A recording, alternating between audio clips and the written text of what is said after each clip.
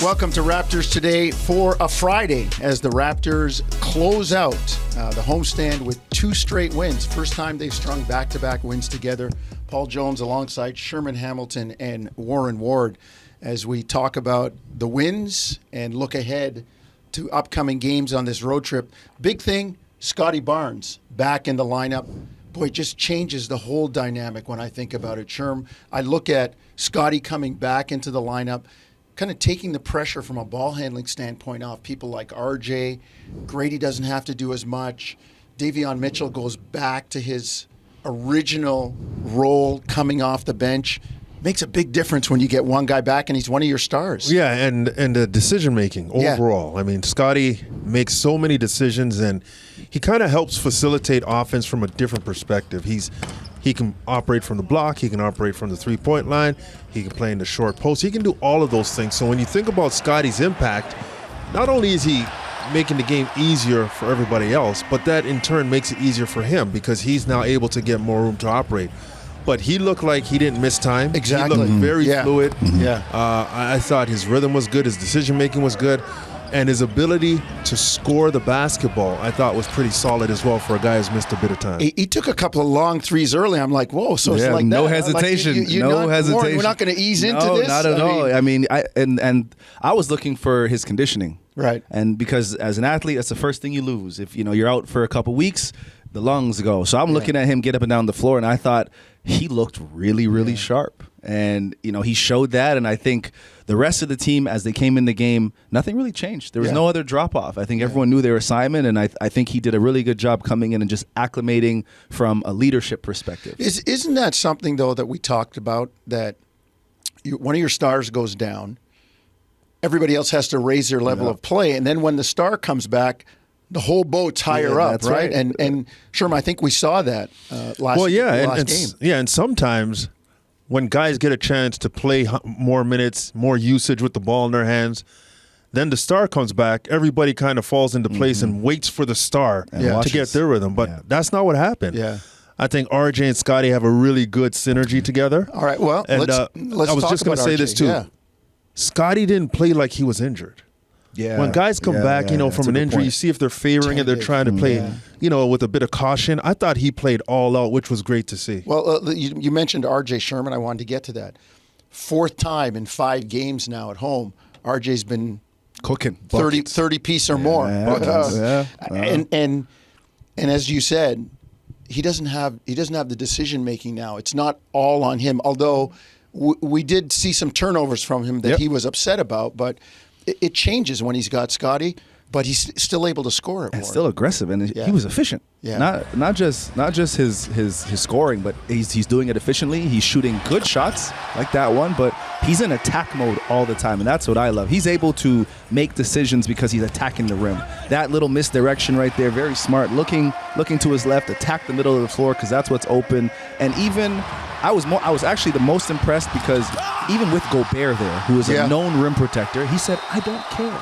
I'm going to attack the rim in my lane, regardless if you're there or not, and still be able to finish." So it was very impressive to see what he's doing, and I'm not surprised. I knew he was capable, but I am surprised it's coming this early, this fast, and this consistent. Yeah, and I think with RJ, he's shown with guys out of the lineup that he can do a lot of things. Yes. He's much more than just a scorer. And I thought when he went to that slump a little bit, he went in too much of the playmaking mode and not the attack guy. Mm-hmm. Yeah. And I think guys have to play to their strengths even when they're asked to do other things. And I think RJ is better in this role, but if you need him to do other things, he can do it. He can fill those other roles. But I like RJ like this. Looking to score, still a playmaker, still a guy who's going to go downhill, create opportunities for himself and his teammates, but also he's going to defend. Is there a tentativeness in his game when, as you said, both of you guys have talked about it, he maybe tries to play make a little bit too much and he stops thinking about scoring? Like, as you said, Sherm, Warren, you've talked about it too. Think attack first and then I'll play make out of that rather than, I'm looking to play make and now you're not seeing openings that might be presented to you. I think it's 2 things. I think Darko's offense has allowed him to flourish in that where he's constantly moving because it's easier to attack on the move. Right? The defense is not stationary.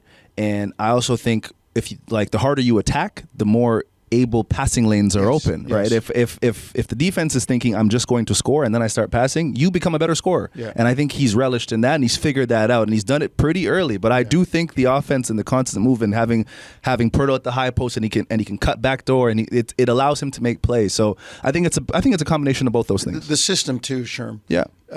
Warren talked about it. Raptors want to play quickly. He's getting a lot of easy stuff getting out on the break. Yeah, he's a transition guy. He can get out there, and he's one of the top guys in the league in terms of scoring points in transition. And scorers understand the free throw line and open floor opportunities. Yeah. Easy buckets, easy money. And RJ understands that. And he's going to be a better free throw shooter. He's getting there, so that's the first hurdle he's over. He's just got to make more. But he understands that putting pressure on the paint, putting pressure on the rim is going to open up things for everybody else. Yeah. And now that he doesn't have to play make as much with a guy like Scottie back, he can focus on that. And he's balanced it out with a three-point shot, especially in the last game against Minnesota, that looked very fluid, that looked very confident. And now when you match those two things up together with Scottie on the floor, they become very difficult to defend because Jakob's still going to give you that double-double with efficiency at a top level. We're going to talk about him, and they don't even have all their rotation guys back, right? No Quickly. Bruce Brown, no Quickly. Guys still missing Kelly Olynyk. So, all right, let's hear from the two guys we've been talking about after the win against Minnesota, RJ Barrett and Scottie Barnes. How'd it feel to play basketball? It was great, man. We got to win first game back. Great job. That fourth quarter, so now you guys hadn't had good finishes very often this year. Tonight you did. How did you feel you contributed to that? We felt like we had that extra push. It's a slow game. Both teams wasn't really scoring a lot. That's really had to cut off on the rebounds, and Anthony Edwards was getting hot a little bit. Made a little bit of changes in Davion. He did a great job finishing off. Just trying to limit him from getting those shots, and then coming together as a team defense collectively, just try to make it hard for them. And I feel like we did that without fouling. RJ did a great job down the stretch as well, getting to the basket, making his free throws. We closed out the game, got away. How do you feel to have Scottie back? Scottie Barnes. Man, that was fun. I think specifically for me personally, I think you kind of see when we're down, I don't know if we're down 5, when Scottie came back in, and then just him being in the game, the energy that he brought, Chris also, and then Davion came in off the bench and applied some pressure, and Anthony Edwards there when he had it rolling. So I just think everybody all together played great. But having Scottie in the lineup for us is just he's a special player tonight. After having a stretch of very close losses, how does it feel to kind of be on the other side and close out games now down the stretch? Well, that's what's going to happen. You have those losses, the feeling, you remember it, and now when we're in those close games, we're not worried or panicked or anything. We're starting to figure out what to go to and what little things we got to do to win. Welcome back to Raptors Today. Paul Jones in the captain's chair for Akil. He'll be back soon. Sherman Hamilton, Warren Ward with me, and we talked about it earlier. 2 straight wins for the Raptors. They string a couple together at home, end the homestand well against Indiana and Minnesota, 2 teams that are looking for more stuff this year. And I guess for me, I saw some learning. The fact that the Raptors only had 2 turnovers in the fourth quarter, and they bookend 30-point quarters to start the game and to end the game without the turnovers. And their bench did a great job, too. And one of the guys that came off the bench to help them outscore Minnesota's bench, and he's been good. He's been playing with all the energy we know he's capable of, is Chris Boucher. But, Warren, let's start with you. What do you see different about Chris this year? Well, I think Bobby Boucher, that's what I call him. I think he's been, from last season, he was end of the bench sometimes, didn't play, had some injuries towards the end of the season.